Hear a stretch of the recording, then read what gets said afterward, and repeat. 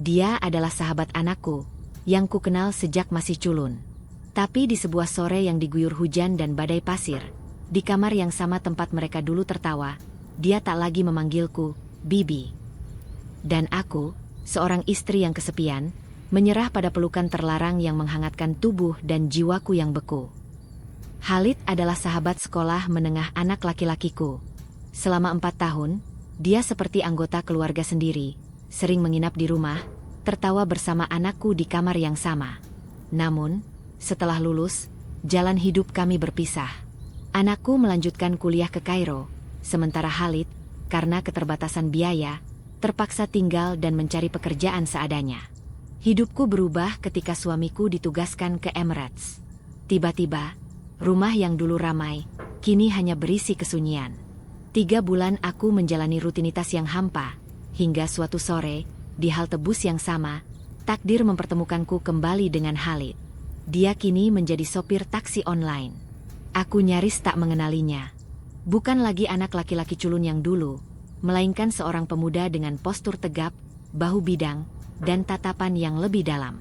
Ada rasa malu dalam matanya ketika menyadari aku yang dia antar. "Tidak usah bayar, Ammah, Bibi," katanya. Suaranya lebih berat dari yang kuingat. Aku memaksanya masuk, menawari syai, teh, hangat. Obrolan kami mengalir, namun ada sesuatu yang menggantung. Hingga akhirnya, dengan suara bergetar, dia mengaku, pekerjaannya bukan hanya mengantar. Dia juga menemani wanita-wanita yang kesepian. Aku terdiam. Dadaku sesak. Di depanku, bukan lagi sahabat anakku, tapi seorang lelaki yang hidupnya jauh lebih kelam dari yang kubayangkan. Sejak hari itu, aku menjadikannya langganan tetap. Awalnya hanya untuk memudahkan, lama-lama jadi kebutuhan. Khalid tak lagi canggung. Dia bercerita tentang pelanggannya, tentang wanita-wanita sepantaranku yang memanggilnya bukan untuk diantar, tapi untuk ditemani. Setiap kali dia bercerita, matanya tak lepas dariku. Seolah menguji, seolah menggoda. Sampai suatu sore, hujan deras dan badai pasir mengguyur kami di perjalanan. Kami basah dan berdebu. Dengan alasan praktis, kusuruh dia mandi dan ganti baju di kamar anakku. Saat aku mengetuk, pintunya terbuka. Khalid berdiri hanya dengan handuk melilit di pinggang. Tubuhnya basah, otot-ototnya tegang, dan matanya menatapku dengan intensitas yang membuat napasku tercekat. Aku tidak bisa menemukan baju yang pas. "Ammah," bisiknya, suaranya serak. Aku masuk, mencoba mencari di lemari, tapi konsentrasiku buyar. Aku bisa merasakan kehangatan tubuhnya dari belakang. Begitu dekat, begitu menggoda. Lalu, dengan perlahan, tangannya meraih pundakku. "Ammah," gumannya, napasnya hangat di leherku. Dan aku, seorang wanita 40 tahun yang merasa tak lagi dilihat, yang ditinggal suami, yang dilupakan anak, menyerah. Di kamar anakku sendiri, di ranjang tempat sahabatnya dulu tidur, kami melepas segala batas. Badan Khalid begitu hangat, begitu nyata. Sentuhannya penuh keyakinan, seolah dia tahu persis apa yang kudambakan. Aku tak lagi ingat siapa dia, atau siapa aku. Yang ada hanyalah 2 tubuh yang saling mencari kehangatan di tengah badai yang tak kunjung reda. Sejak malam itu, semuanya berubah. Khalid tak lagi sekadar sopir atau sahabat anakku. Dia menjadi rahasiaku yang paling dalam. Setiap kali suamiku menelepon, aku berbohong dengan mudah. Setiap kali anakku bertanya, aku menjawab dengan ringan. Tapi di balik senyumku, ada getir dan bersalah yang menggerogoti. Khalid datang hampir setiap malam. Kadang hanya untuk makan malam, kadang hingga pagi. Aku tahu ini salah. Aku tahu ini bisa menghancurkan segalanya. Tapi di pelukannya, untuk pertama kalinya dalam bertahun-tahun, aku merasa diinginkan. Dianggap perempuan. Bukan sekadar istri atau ibu. Hingga akhirnya, suamiku pulang. Khalid tetap datang, tapi kini dengan senyum palsu dan jabat tangan yang formal. Aku harus berpura-pura semuanya normal, sementara setiap tatapan Khalid membakar ingatanku akan malam-malam panas itu. Dan di usia 43 tahun, aku menyadari sesuatu yang mengubah segalanya. Aku hamil.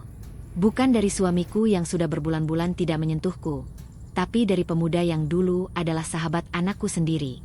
Sekarang, anak itu telah lahir. Khalid telah pergi, melanjutkan hidupnya. Tapi setiap kali aku menatap mata anak keduaku, aku melihat bayangan dirinya. Dan dalam diam, aku bertanya, apakah ini sebuah kesalahan? Atau justru awal dari sebuah kisah yang seharusnya tak pernah dimulai? Khalid itu teman sekolah menengah anakku. Sejak masuk sekolah menengah, dia sudah menjadi sahabatnya anakku. Dan sudah sering nginep di rumah. Kurang lebih sudah 4 tahun mereka bersahabat. Sampai anakku harus kuliah keluar di sebuah universitas di Kairo. Khalid memang tidak seberuntung anakku. Sebab setelah lulus sekolah menengah, dia tidak melanjutkan kuliah karena tak punya biaya. Akhirnya, Khalid tetap di kota ini dan mulai mencari pekerjaan. Apa saja dilakukannya, asalkan halal dan berkah kerjanya. Yah, bermula ketika suamiku pindah tugas keluar daerah, aku akhirnya ketemu lagi dengan Khalid, sahabatnya anakku. Baru juga setahun anakku kuliah, suamiku malah pindah tugas jadi pengawas proyek di kawasan Emirates. Jadi sudah 3 bulanan. Aku tinggal sendirian di rumah tanpa suami dan tanpa anak semata wayang kami yang kuliah. Hingga sore itu, aku yang baru saja pulang kantor mau cari taksi. Dan ternyata, Khalid yang datang menjadi sopir taksi online. Awalnya aku agak pangling sama anak itu, karena Khalid sudah banyak berubah. Padahal baru setahunan tidak ketemu. Khalid juga agak canggung waktu ketemu aku. Dia ngaku malu kerjanya jadi sopir taksi online karena cuma lulusan sekolah menengah. Tapi ku bilang padanya, tidak apa-apa, asalkan kerjaan halal. Dan dia bisa nabung dikit-dikit untuk biaya kuliah tahun depan. Khalid memang sudah jauh beda dengan dulu. Dia kelihatan lebih matang dan dewasa. Bukan hanya fisik, tapi sikapnya. Badannya sedikit lebih tinggi dari anakku. Dan perawakannya juga bagus. Sangat ideal sebagai lelaki, lumayan gagah. Padahal dulunya dia sama anakku masih culun banget. Pada kurus waktu baru masuk sekolah menengah tahunnya. Sekarang dia beda. Aku pun baru tahu kalau yang nganterin aku pulang kantor adalah Khalid setelah mobilnya sampai di depan rumah. Pas aku mau bayar, suaranya berkata, tidak usah bayar. Amah, dulu kan saya sering kesini dan Amah baik banget. Khalid bilang begitu sambil melepas kefiah, syal tradisional, yang menutupi sebagian wajahnya. Dan saat itu aku jadi kaget, ternyata dia beneran Khalid, sahabat anakku. Sore itu aku akhirnya menyuruh Khalid masuk dulu. Soalnya udah lama banget tidak ketemu. Sejak anakku lulus sekolah menengah, dan aku sama Khalid ngobrol lumayan lama. Aku baru tahu kalau sejak lulus sekolah menengah, dia dan anakku jarang bertukar kabar. Saya tidak enak. Amah, makanya, tidak pernah balas kalau dihubungi sama anak. Amah, sahabat sekolah menengah saya itu. Kata Khalid, ku jawab. Kenapa begitu? Kalian kan selama ini sahabatan. Masa gara-gara anak, Amah kuliah, kalian hilang kabar? Lagian anak, Amah tidak pernah membeda-bedakan temannya kok selama ini. Kataku sambil menyuguhi syai hangat. Namun jawaban Khalid membuat aku agak kaget mendengarnya. Khalid bilang, anakku memang tetap baik pada sahabatnya. Akan tetapi, Khalid yang merasa malu dan tidak enak dengan pekerjaannya. Saat itu karena dia ternyata bukan sopir taksi biasa. Maaf loh, Amah, saya tidak pantas jadi sahabat anak, Amah lagi. Karena saya juga kerja sampingan, bukan sopir taksi biasa saja.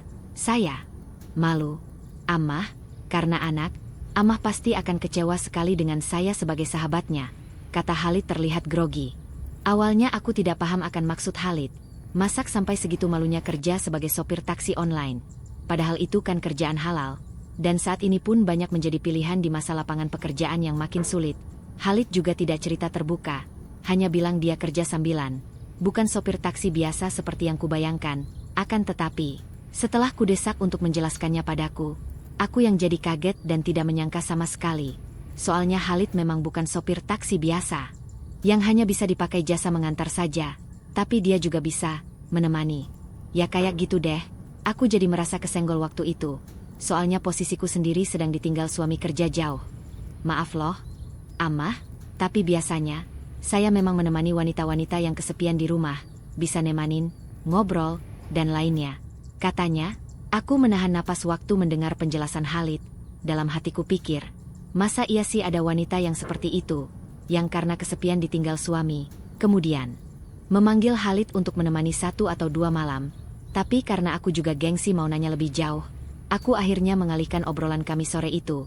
Hingga akhirnya, ponsel Khalid berdering, ada pesanan masuk, dan Khalid harus pamit untuk segera pergi dari rumahku. Aku tak pernah menduga bahwa pertemuan kembali dengan sahabat anakku itu akan menoreh sebuah kisah. Kisah yang akan aku ceritakan di sini. di mana aku dan Khalid bisa sampai seperti itu, padahal dia sepantaran dengan anakku.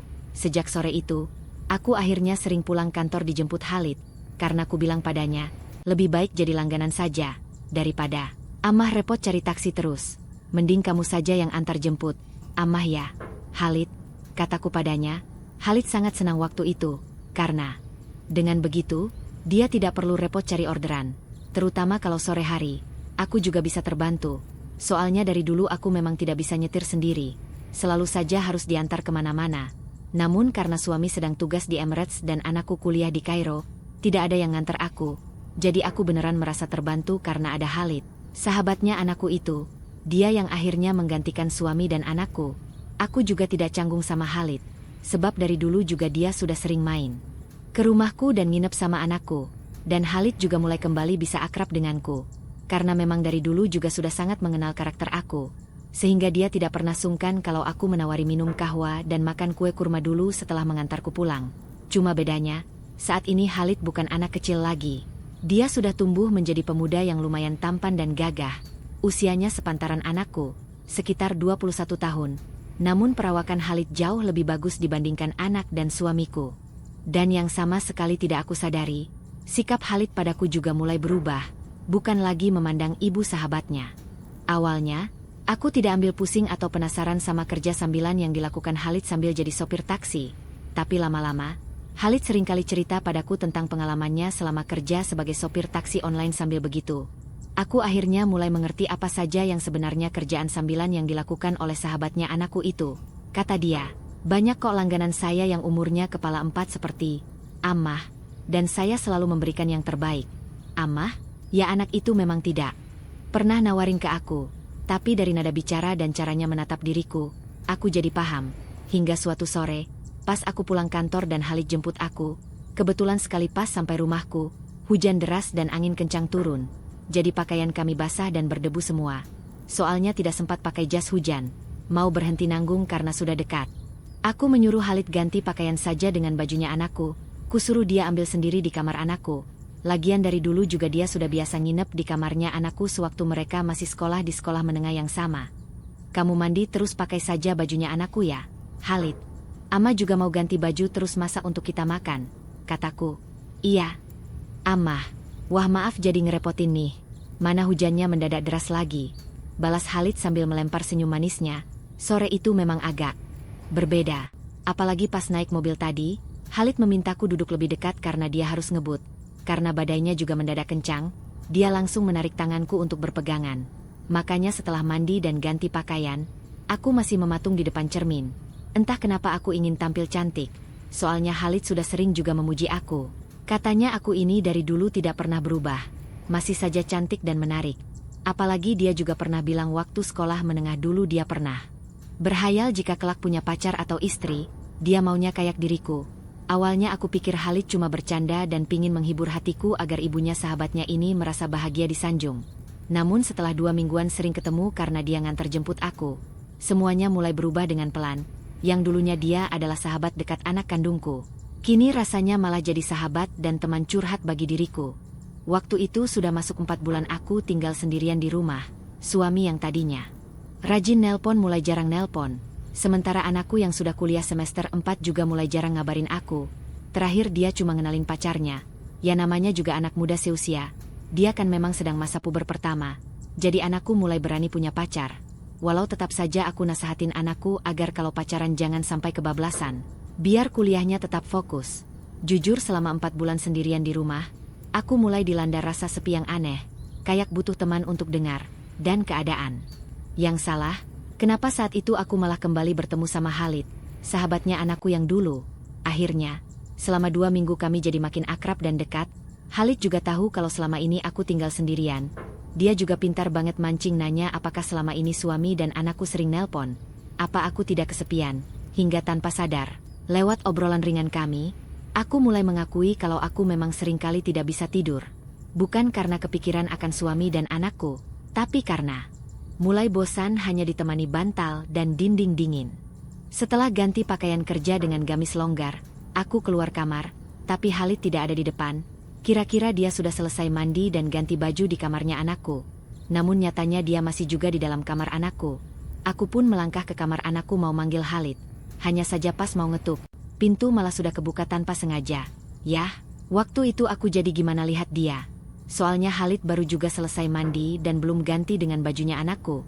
Dia masih berdiri cuma pakai handuk aja, sedang nyari baju di lemari pakaian anakku. Kayaknya dia susah nyari bajunya.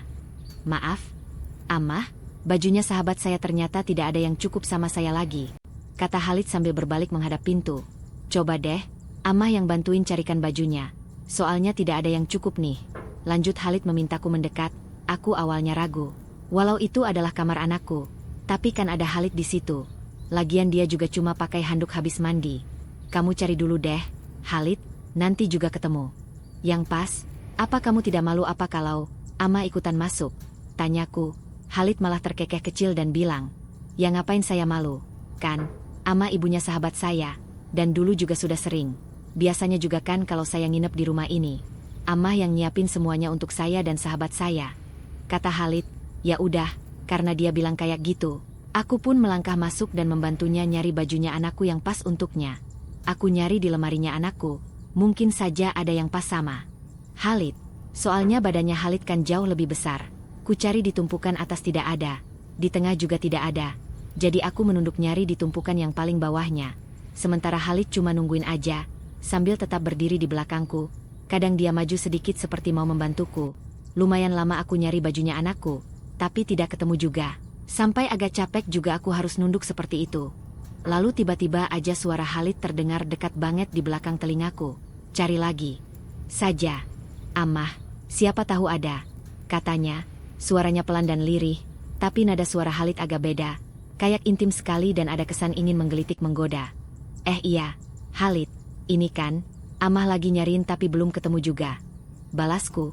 Saat itulah, Khalid semakin maju, dan akhirnya aku tidak tahu kenapa semuanya bisa sampai seperti itu. Tapi aku juga tidak bisa bohong kalau aku juga ikut hanyut. Sudah 4 bulan lebih jauh dari suami dan anakku. Aku merasa seperti punya teman dengan kehadiran sahabat anakku. Dan gara-gara itu juga aku jadi tahu tentang pekerjaan sambilan yang dilakukan Khalid selain menjadi sopir taksi online. Hanya bedanya, langganan yang lain harus membayar ongkos antarnya untuk Khalid. Sedangkan aku katanya dikasih gratis. Soalnya Khalid memang sudah lama sekali menghayalkan diriku. Walau aku ini adalah ibunya sahabatnya sejak masa sekolah menengah dulu. Ya gitu deh, sore itu memang hujan dan badainya deras banget dan lama. Sampai malam, jam 8 juga. Belum berhenti, walau mulai reda.